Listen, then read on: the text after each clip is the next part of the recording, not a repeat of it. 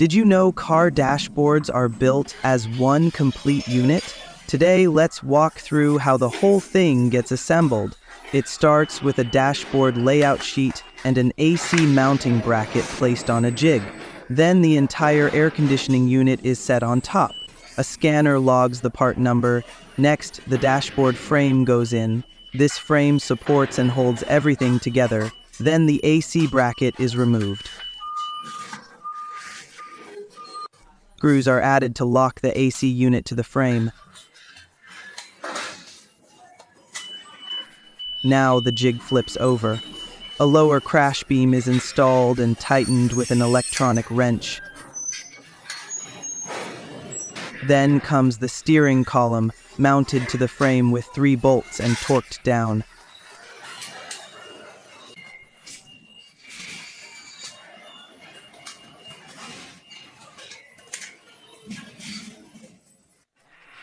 The left footwell vent is installed and fixed with a screw. Then the right side vent and the foot duct assembly go in.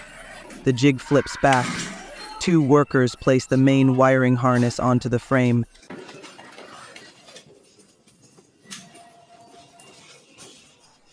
Clips snap in to secure the wires. There are a lot of wires, so we'll skip the details.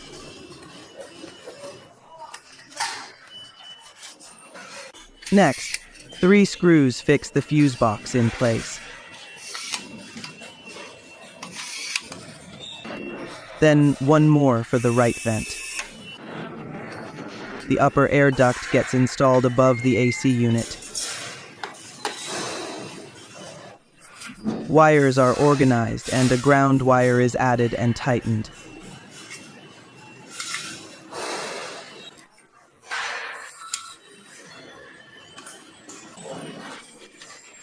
A center duct plate links the middle vent.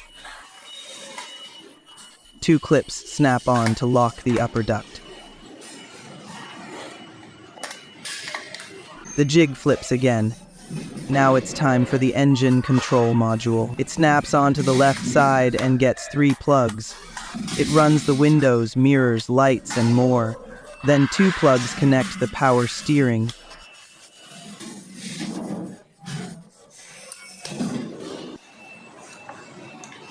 Flip the jig back.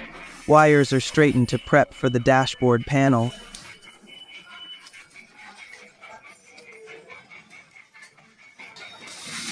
The panel is placed on the jig and aligned. Any stuck plugs are pulled through.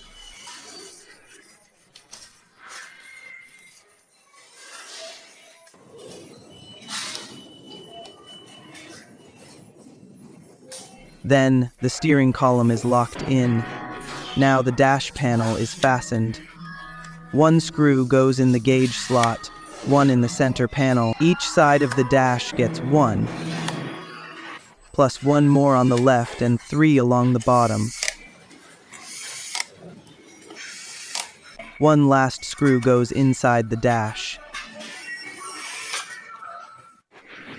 Then, the airbag and steering column part numbers are scanned. The diagnostic port is clipped in.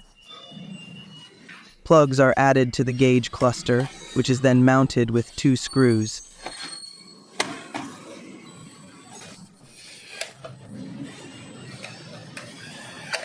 The screen's protective film is peeled, and a test panel is added. The AC switch unit snaps in with 4 corner clips.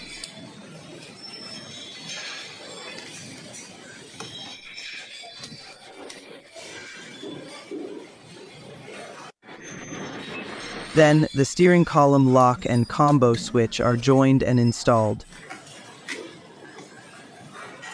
A door lock is set in and bolted down.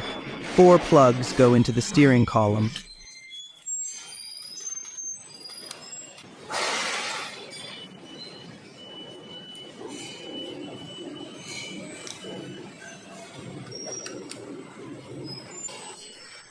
The bolts are torqued, then snapped off at the head.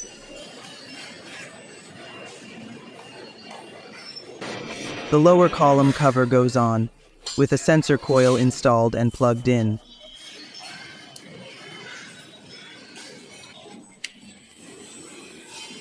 The cover is clipped in with 3 screws. Now the big center screen and the media system are up. Part codes are scanned, 4 plugs are added, and the media unit snaps in.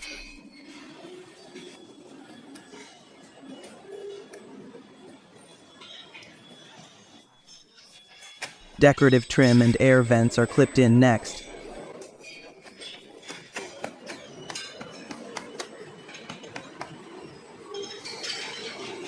The upper column cover is installed.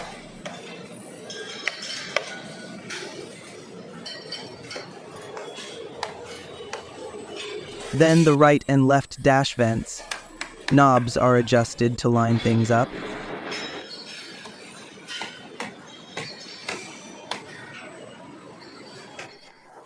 The lower left panel goes in.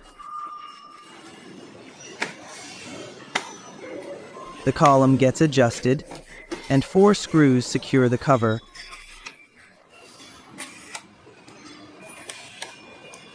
The headlight switch is added.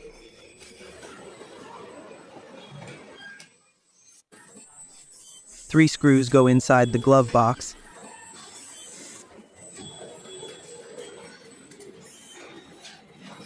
A dust sticker is pulled off the airbag, and its plug is connected. The glove box cover goes in with 5 screws up top and 2 below.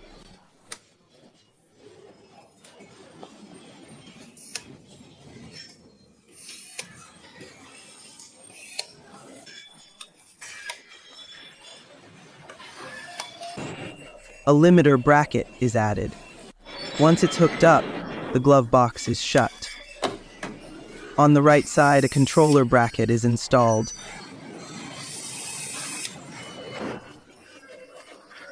A KC controller is mounted and plugged in. Then the pad and parking sensor module are up. The pad clips in under the glove box.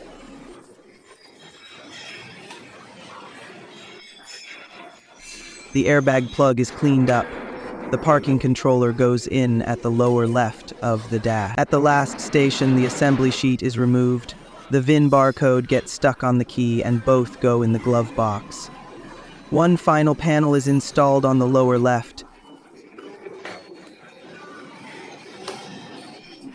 The headlight level switch is connected.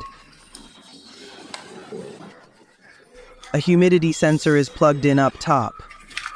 Last step, clean up the wiring for body installation. Then the whole dash goes to the next zone, where a robot arm installs it onto the car. Stick around. There's more cool car tech coming your way.